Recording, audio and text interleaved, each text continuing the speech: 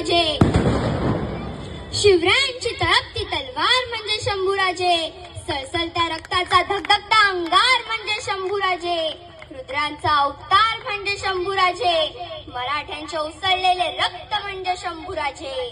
नमस्कार, मी कुमारी विधी मुकेश केने, सोनारपाडा, डोंबिवली ईस्ट. श्री शंभूराजे संघटना आयोजित दीपावली पहाटमध्ये आपणास समोर विषय मांडत आहे स्वराज्य रक्षक छत्रपती संभाजी महाराज. मित्रांनो, शिवरायांच्या स्वराज्यातील प्रत्येक मावळा म्हणजे एक ज्वलंत स्फोटकच.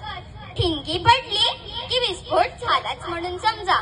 असा स्फोटक, विस्फोटक, ओजस्वी, तेजस्वी, अजय, अपराजित योद्धा, प्रभावी नेतृत्व, प्रखर हिंदुत्व आणि संस्कृतवर प्रभुत्व, सह्याद्रीचा बुलंद आवाज असणारा सिंहाचा छावा, स्वराज्य रक्षक छत्रपती संभाजी महाराज 14 मे 1657 रोजी पुरंदरावर जन्माला आले आणि पुरंदराला जन्मोजन्मीची प्रतिष्ठा मिळाली. मित्रांनो, एक सुंदर वाक्य आहे, बुरा वक्त सबका आता है, कोई बिखर जाता है तो कोई निखर जाता है. हे वाक्य संभाजी राजांसाठी तंतोतंत लागू पडते. जन्मापासून ते शेवटच्या श्वासापर्यंत त्यांच्यावर जेवढे वाईट प्रसंग आले असतील ना, तेवढे कधीही आणि कुणावरही आले नसतील. परंतु तरीही आपत्ती समयी सावरायचे कसे, दृष्ट शत्रूंना हरवायचे कसे, याचे आदर्श व्यवस्थापन शंभूराजात दिसून येते. कपाळावरील रेषेत नाही तर कपाळावरील घामात त्यांचा विश्वास होता. परिणामी त्यांनी स्वराज्य केवळ टिकवलेच नाही तर कित्येक गुणे वाढवलेही आहे.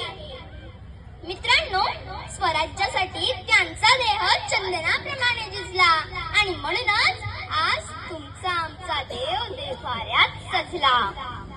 शिवरायात स्वराज्याची तळमळ तर शंभूराजात साम्राज्याची धडपड होती. शिवराय एक लहर तर शंभूराजे सुनामी होते. शिवराय वादळ तर शंभूराजे चक्री वादळ होते. तेव्हा शंभूराजांना वगळून महाराष्ट्राचंच काय तर भारताचाही इतिहास लिहिला जाऊ शकत नाही. मित्रांनो, फंद फितुरी करणारा व स्वराज्य कार्यात अडथळा आणणारा, मग तो कुणी का असेना, त्याचे हात पायच काय तर शीर कलम करण्यास, तर हत्तीच्या पायाखाली देण्यास वा त्याच्याकडे लोट करण्यास शंभूराजे कधी कचरले नाही. न्याय म्हणजे न्याय. म्हणूनच म्हणते, पाहुणी तुमचे शौर्य मृत्यूही नतमस्तक झाला.